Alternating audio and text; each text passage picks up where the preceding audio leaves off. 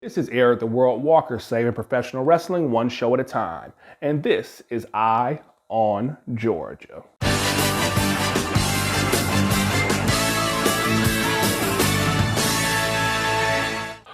Welcome to Eye on Georgia, where I take the hottest shows in the South and put them front and center on the world stage. Today we're talking about IWE Redemption, May 22nd in Augusta, Georgia.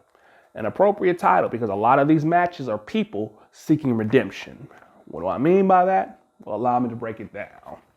First off, we have Josh Madden and Sean Legacy versus the Metro Brothers. Now, the Metro Brothers have been seen since their loss to the Bash Brothers a couple of months ago. Sean Legacy coming off his no contest with Alexander Hammerstone. Josh Madden coming off his loss to Hunter Young last month.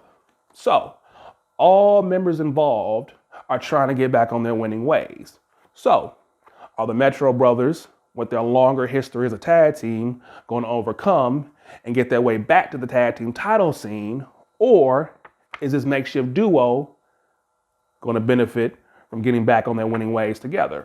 Next up, you have Exotic Youth making their debut, taking on the current tag team champions, the Ugly Ducklings. Now, you've seen the Ugly Ducklings. They've been a staple in the Mid-Atlantic, and they're slowly making their way into Georgia wrestling.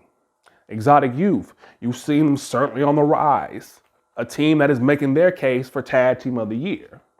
So, I have to wonder, is the Ducks' experience and wildness going to win out? Or are these brash youngsters going to shock everybody and win the tag team titles in their debut? Next up, you have Owen Knight versus Hunter Young. Hunter Young is coming off his victory against Josh Magnum on the last show. Owen Knight, while not having been in IWE for a while, is still coming off some amazing momentum elsewhere in the state. Which begs the question, which one of these two is going to gain that little extra momentum moving forward? Next up, New Age title. The current champion, David Ali versus Carly Bravo. Now, if you were paying attention, you saw Carly Bravo got in David Ali's face at the last show. And now, the young man, Carly Bravo, who has been making waves all over AEW television, gets a shot at the Savior. Now, we all know David Ali, he has some brash words to say. So I have to wonder, is David Ali going to continue to be on the streak that he's on? Or is Carly Bravo going to prove that, hey, he's the new kid on the block? He's about to make it happen. This one, I think, potential match of the year candidate right there. Next up, you have Fatal 4-Way Women's Match for the Women's Championship. Savannah Evans, Danny Jordan, Shalance Royal, and Renee Michelle. Now, this one has some very interesting implications. So think about it. Savannah Evans is the one who beat Danny Jordan for that title. At this current point in the race, halfway through the year, Danny Jordan is pretty much the leader for Female Performer of the Year. But an interesting question has arisen. Savannah Evans has been wrestling in Georgia fairly regularly. She was a double title holder in IWE, previously holding the Mayhem title in addition to the Women's Championship. She's also showing up more in other Georgia promotions. Renee Michelle has been a staple up and down the East Coast. And now she's making her way to Georgia. Shalance Royal has just been everywhere. So, this begs a couple of questions. Should Danny Jordan win this match and get the title back? Does it halfway through the year basically make it a done deal that she is Georgia Female Performer of the Year?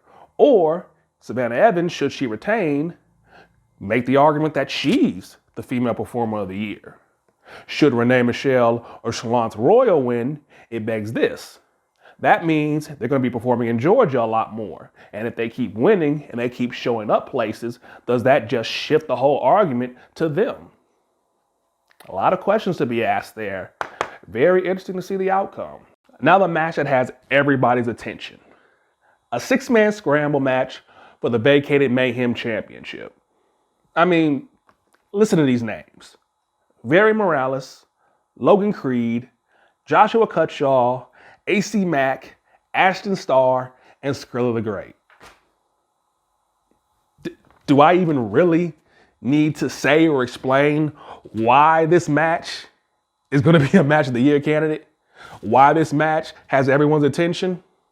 Well, I believe in educating, so I'm going to. First off, AC Mack and Logan Creed, the guys who have held the #1 and #2 spots for Performer of the Year off and on for the past couple of years. That's number one. Joshua Cutshaw, an amazing performer who has just migrated from the Mid-Atlantic and is starting to come into Georgia. Very Morales having a stellar year. The guy's all over AEW television. Ashton Starr with the documentary and the fact that Ashton is everywhere and continuing to improve and continuing to put on stellar performances. And Skrilla the Great, who is a current front runner for one of the feuds of the year. I genuinely hope someone within the sound of my voice will stream this match so everybody can see exactly what I'm talking about. Last but not least, you have your IWE Championship match. Billy Brash, the current champion, versus O'Shea Edwards. Now, look at these two guys. Billy Brash, look at what he went through to get that championship. Winning it in the steel cage, and in his last defense, he beat Logan Creed, who was basically one of the standard bearers here in Georgia. O'Shea Edwards, a whirlwind, Ring of Honor, coming off his most recent match with EC3. Both of these guys are hungry. Both of these guys are talented, and they're both dangerous. What it comes down to at the end of the day is who's more hungry, who's more talented, and more importantly, who's more dangerous. Certainly the match to keep your eye on. And with that, that is your IWE Redemption Show review, May 22nd in Augusta, Georgia. This has been Eric the World Walker with a gentle reminder to you to keep your eye on the world.